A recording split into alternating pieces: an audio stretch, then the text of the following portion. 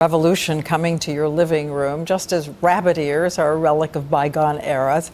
The TV you're watching right now may be about to change again. Neil Karlinski on what could be the next big thing.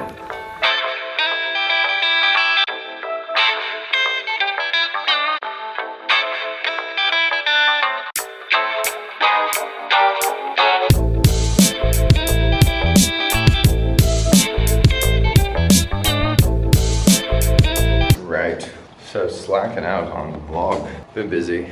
Kids, school holidays, busy. Doing activities, going to the beach.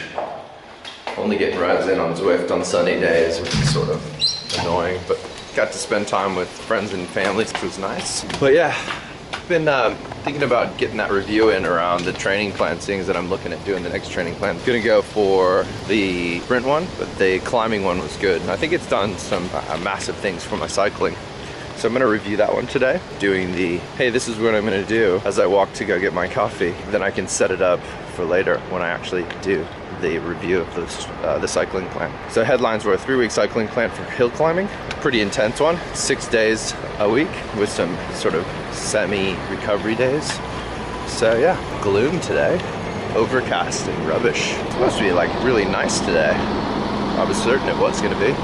But this is not. Towards the end of the school holidays as well. Kids are stuck into video games. Battleborn, a real winner for kids who want to play cartoony battle stuff. They're enjoying it. I haven't played it yet, but yeah. Got stuck in the Dying Light last night though, the new game. As we graduated or sunsetted Black Ops Zombies after playing it so much. Pretty interesting. It's pretty intense. It's gruesome but not quite as spooky or as gory sort of or intense chasing as I thought it would be, although there was a moment in the dark at night where it got pretty rough.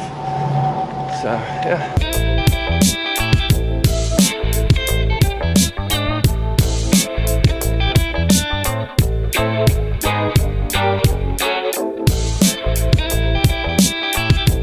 All right, let's get stuck into this bad boy, huh? So the SufferFest 3-week climbing plan. It's the review time, and I'm kind of distraught. Is distraught the right word? I am perplexed. Perplexed would be the right word. Perplexed as to, do I do this all in one go? Do I do this in parts? It feels like for now, doing this maybe in one go is going to be the attack, and we'll see if I can get this done in less than 10 minutes. But if I don't, pre-warning, I'm going to cut this into parts. So I'm kind of recording this now saying, maybe it's going to be parts, maybe not. Maybe 2 parts. We'll see where we go with it. One of the big concerns I have in doing this review is the simple fact that I don't want to give away the IP. These guys at SufferFest put a lot of effort into building these things and building content, and I have a lot of IP there, and I don't want to just give it all away in a review. So what I'm going to try to do is just talk around the fringes of this as I normally do with these guys and say to you, if you are interested in this stuff that I talk about, go check it out. There's links in the description down here. Down here. Plan in itself consists of 3 weeks. It's 6 days a week, and you go through a sort of ramp up period where you ramp into the higher effort work, little recovery stuff, and then you move into the base building longer weekend work, which is basically where it all lands. To get into this, you really need to understand some key things. One, you need to know what your FTP is so that you can push yourself hard. And 2, there's some heart rate zone activity and that you're going to want to understand. Knowing your FTP is good and getting a general sense of that, the heart rate zones, helps you at least get an understanding of your zones. So if you know your zones and you know your FTP, you're pretty much golden. The other thing that I think is very important is having a smart trainer. I know that that's sort of a real pain in the butt for people that don't want to drop the cash on one. But it does make a massive difference when you're working on this stuff to have a smart trainer connected to your computer, because it's actually dialing in the more precise amount of continual resistance as opposed to static resistance. It's important that you are either very honest with your traditional trainer, turbo trainer, and can really get a feel for things by understanding. I guess if you have a power meter in a regular trainer, then you're probably fine as well. Or heart rate zone is where you're going to stick out with these. But effectively, if you don't know SufferFest, their videos, you can get them off the website, but they now have an app where you can just stream them all for $10 a month, which is a huge value for money. I guess just to break it down, The first week is about just sort of getting into it. It's not as big of an effort as week 2 and 3. The whole point of it is just to get moving. And it's a combination of getting some on-road rides as well as video rides. So you're not spending your entire time in the pain cave, as you will. The first week is very much just, moving into it, getting a base test involved on a ride called Hell Hath No Fury. Moving into another video called The Hunted. Getting a ride as the rookie where you ride with Giant, and then you have your big longer efforts always on a Sunday. So you go to the 2 to 2.5 hour time frame, but it's about really taking that next level approach to the stuff you've been learning or working on, focusing on in the ride in the week, and really putting it kind of to the test on the weekend out on the road there. So the first week, it's about getting into it, getting a feel for the effort, getting used to the routine of getting on the bike, getting up and planning around getting it there. And that's where I think a plan really works. If you carve out the time, set the goal, then it's well worth the time there. Week 2 starts with a day off, which is pretty sweet. So it's just about chilling out and getting yourself ready to go for the next 6 days. 6 days. But it starts with 2 days of videos, Angels and The Hunted again. The Hunted is a gnarly ride. I think I've said it many times. You get out on the road for an hour and 15 minutes. And then you move into some time trial stuff. You get into endurance on Saturday. So again, you're bumping up the volume of time on the weekend. You added an extra half an hour on Saturday, and Sunday's another extra half an hour again, where you get out and really get a big ride in. And again, this is about flexibility in the routine and pushing yourself to continue the routine. You know what you're getting into because you've already done a week. You're punching through to the other side on this, and when Sunday hits, you're like, all right, I've got another week down, and it's good to go. For me, in this second week, it was feeling, very small amount, almost zero gain across the week, feeling as though things were tough, but at the same time, being able to continue without the mental fatigue. What SufferFest does quite well is pushes your mental fatigue game. Well, I know it does for me. It pushes my mental fatigue game. It pushes you to the point where you want to get off the bike. You want to stop pedaling. Week 1 was definitely the heavy game there. It's getting used to it and pushing you to the limits. Week 2, definitely your body feels like it can continue on, but at the same time, the mental game isn't quite as hard, but it's still very relevant and very there. So then we're gonna move into week 3, and week 3, again, same pattern. Monday's off, big amount of riding on the weekend, but you got Tuesday through Sunday again, 6 days. And again, you're doing 3 video days, getting across the Wretched, the Long Scream, and Angels. You're doing just a literal nothing day of just spinning legs for almost zero resistance on the Friday, and then you move into 2 big sessions on Saturday, Sunday of 2 hours. You finish with Eiselgat, and Eiselgat's kind of the measure. It's a big ride. I mean, that's like 2-hour video to get through.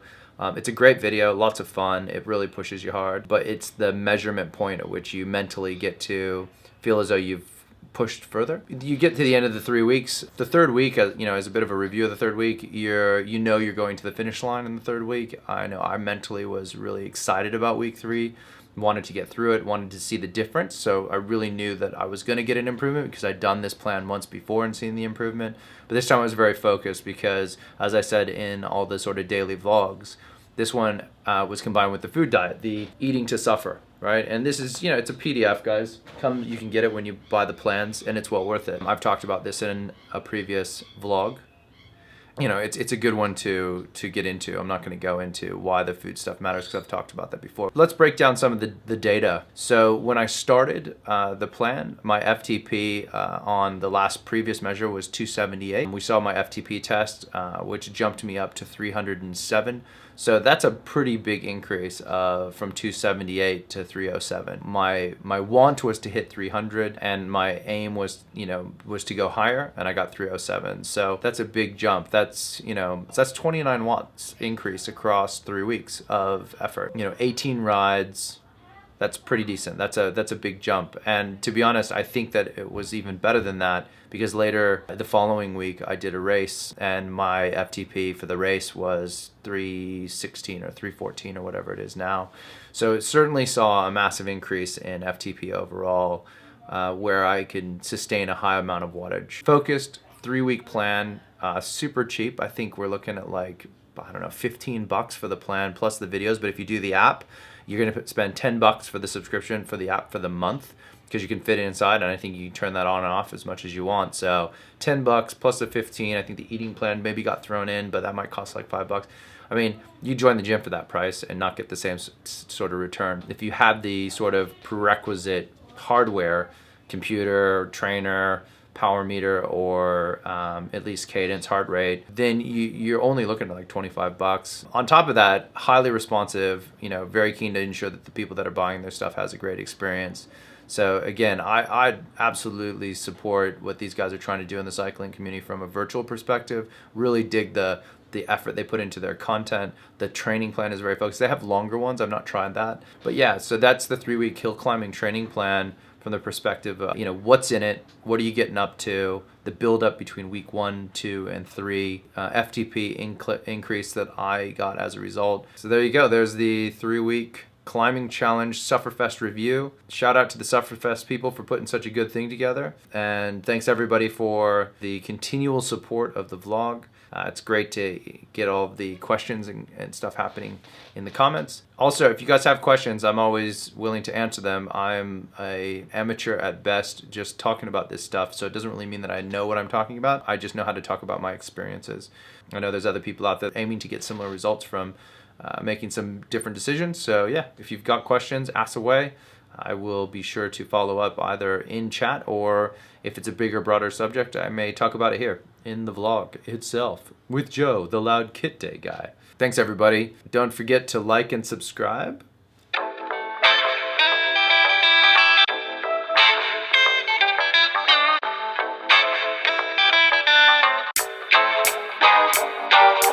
Getting you those bonus. They focus in on giving you, what do they focus on giving you? They maximize